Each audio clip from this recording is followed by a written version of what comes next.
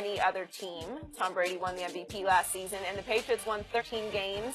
The Westgate's football odds makers said, quote, there just isn't as much margin of error for the Patriots at this point. The Eagles, Steelers, Packers, and Vikings are the only other teams with over-unders of at least 10 wins. So, Shannon, do you agree with the Patriots being favored to win the most games? Yeah. They've won 12 games or more for 8 consecutive seasons. They've won the division 14 of the last 15 years. So I don't and Coach Belichick's there. Tom Brady's there. Gronk is coming back. They bring a health. Edelman will be back.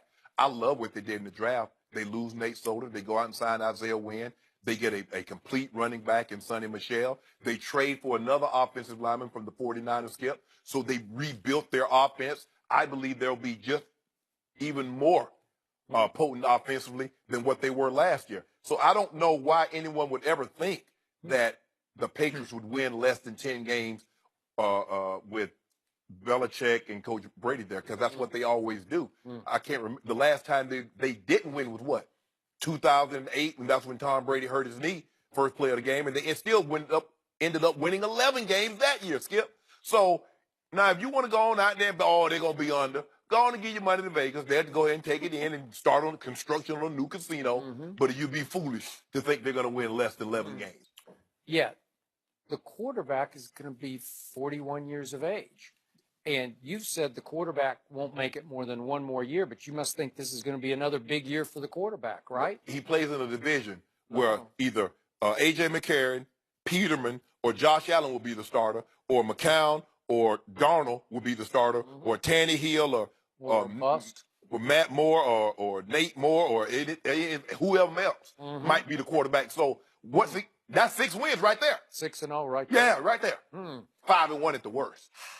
Then the Patriots get to play the NFC North, so you could throw in the odd Chicago, Detroit, whatever, right? Yeah, that's 2 more wins. Yeah. So now, right now, they look at it 7. They 7 and what? They get Green Bay at Foxborough, Minnesota at Foxborough. That'll work. Interesting. So they could easily be 4-0 in that division, because they go to think about that now, Joey. They go to Chicago and Detroit, but Green Bay and the Minnesota come to and look at you love to eat it. Yep. Who's the reigning MVP in the National Football League? Should be Carson Wentz, but it's Tom Brady. It's Tom Brady, who threw for 505, a playoff record in the Super Bowl. And had me stay open late so he can get one of them old juicy L's, Joey. But he still did what he needed to do to win the game. He threw for 505. Am I right? Skip, why you do? Skip, I just want to know one thing from me, Skip. Why do you do that?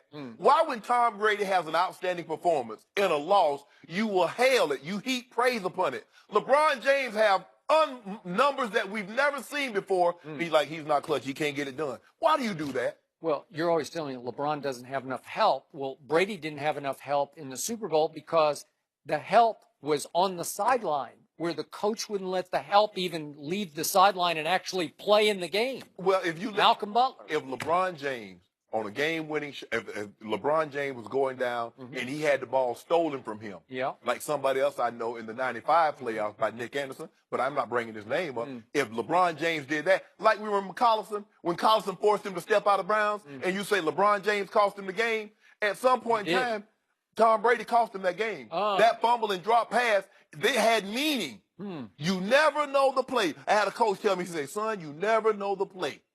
So all of them are valuable. Okay, so that brings me back to Game 6 of the 2013 NBA Finals. We're talking about Tom Brady. Well, you brought it up. You brought up LeBron James. So I'm going to finish on LeBron James, because LeBron had 3 shockingly uncharacteristic, unforced error turnovers down the stretch of that game, a la Tom Brady having won in the Super Bowl game. But when did it happen? Yeah. Well, it happened late, but LeBron's happened in the last 3 minutes, 3 in a row. And it's like, what are you doing, man?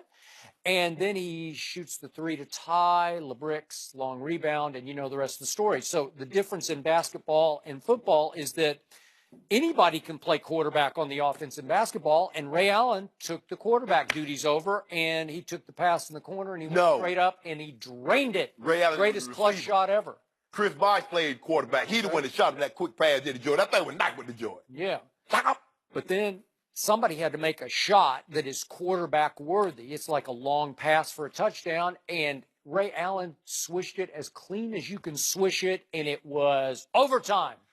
Are the Patriots going to be over or under 11.5 wins? This isn't even close. I think they could win 14 games because they still have the best quarterback in football. And you're not acknowledging the fact that it's a quarterback's game, and they still have the best one. They still have it. I prefaced everything I said. They still have Brady. They still have Coach Belichick. Gronk is unretired. No, nobody thought Gronk was going to retire, but I don't know. But if you're saying this is Tom Brady's final year, because you're on record as he could play 2 more years before last year, and so if this is his final year, we're going to see decline over the last 8 games. You're going to see a guy who's fading, and needs to step aside, right? Isn't that what we're? But they still play in that division. Okay. Put it like this here: the NFC. If the NFC East was a the AFC East was in the Eastern Conference, all 3 of those teams would be Brooklyn. Okay. Yeah. Well, so to Coach Belichick's credit, he went out when I least expected it, and he did a pretty good job. Not like they did last year. He did a great job. He just did a pretty good job. Skip, you like the draft.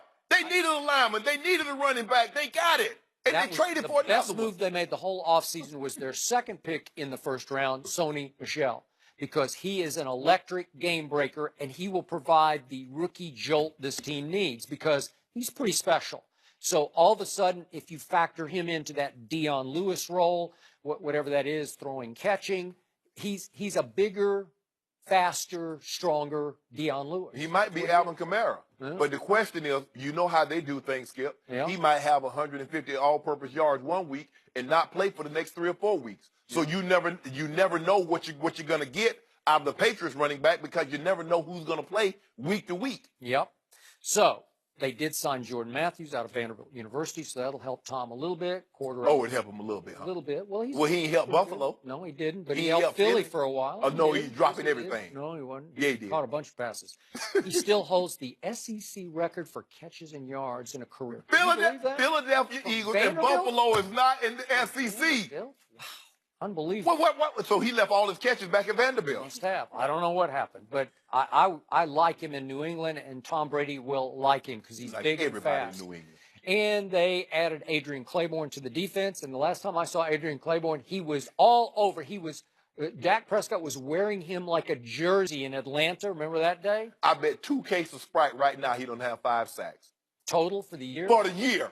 Well, you know the system. It doesn't. Exactly. So why are you getting excited about it? Well, I'm just saying. I'm not excited. I just think Danny Shelton, the big tackle they got from Cleveland, that'll work. And they got Jason McCourty. He was the 8th pick in the draft. Yeah. And the Cleveland Browns traded him 2 years after he was drafted, 3 years after he was drafted. Let that sink in for just a second. I'll let it sink in. I'm not saying he's a life changer, but it's something. It's something. You got a little bit better than you are.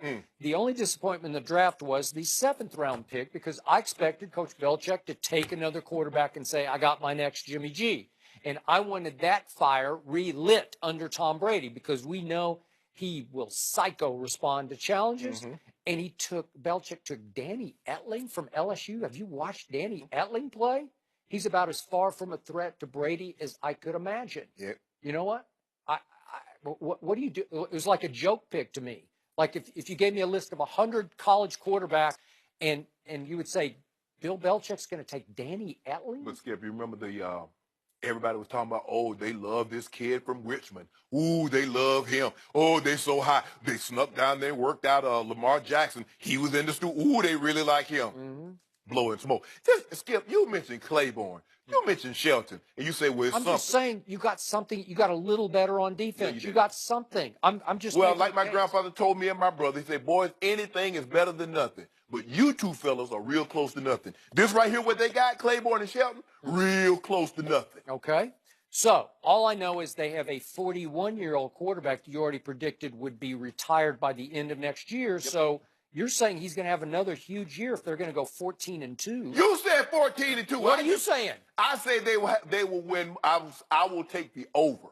Okay. Because over the last 8 years, it doesn't matter. So 12? Yeah, I give them 12. 12. Give them 12. 12 is pretty great, man. Yeah. Still, the line is 11. How does a 41-year-old win 12 games? I just don't get it.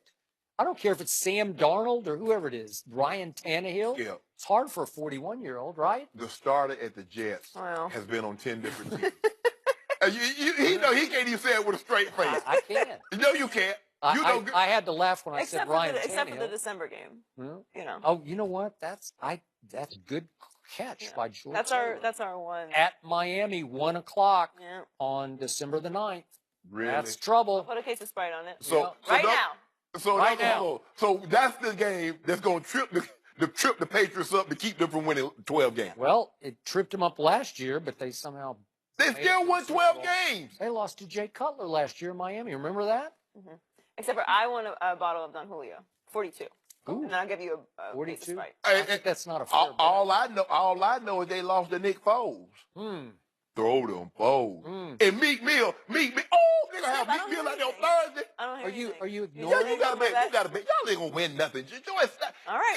Wait, did you take that bet? yeah, Joy get her hopes up every year, and I hate that happening. It's to only her. on that game. But I'm saying, I mean, every year That's you our, have. that's our signature win every year. I mean, Joy comes in every year with such No, high I'm hopes. not doing it this year. What happened to the Thunder? We'll discuss that with Steven Jackson next.